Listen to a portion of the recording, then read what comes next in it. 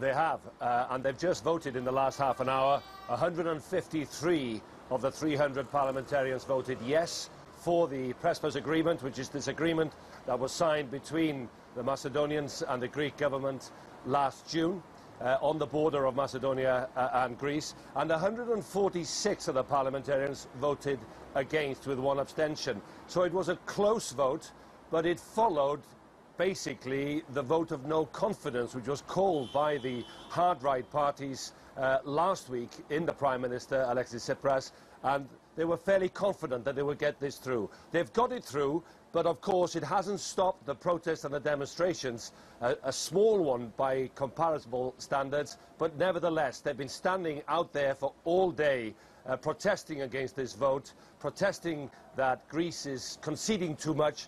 Even in the torrential rain before, there is a lot of anger still about this vote.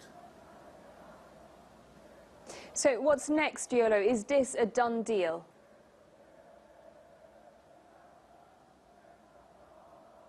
It is, to all extent and purposes, because the difficult part of this agreement between the Greeks and the Macedonians to allow the Macedonians to change its name officially from the former Yugoslav Republic of Macedonia to the Republic of North Macedonia was not so much the name change, a technicality almost, but it was in fact that this agreement would recognize the language and the identity of Macedonians in the former Yugoslav Republic.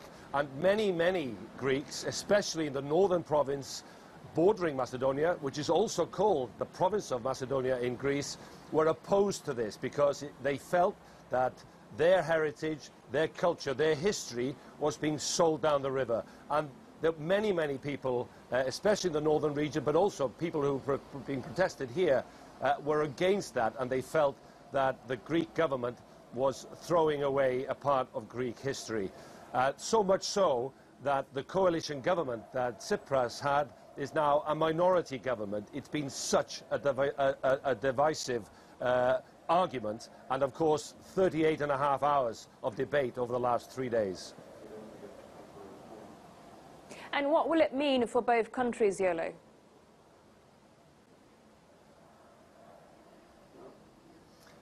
It means now that the Macedonians will be able to join NATO and eventually start accession talks with the European Union. It will mean that the veto that has been put in place by successive Greek governments will now be lifted officially. So the Greeks will not oppose to the Macedonians joining NATO, which could happen reasonably quickly.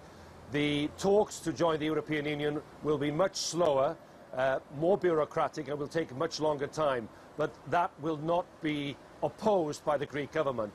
But that's not the end of the story, because obviously the Macedonians have to change their constitution, they have to change and verify this agreement. But the hard part was always going to be this very divisive issue in the Greek parliament.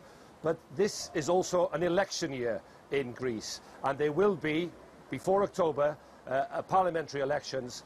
And at the moment, the opposition party, the right-wing parties, are ahead of the coalition government here in Athens, and there could be a change of government. So much so that the leader of the New Democracy Party said that he, if he becomes Prime Minister, he would not change that veto on Macedonia joining the EU. It is not the end of the arguments about this name change.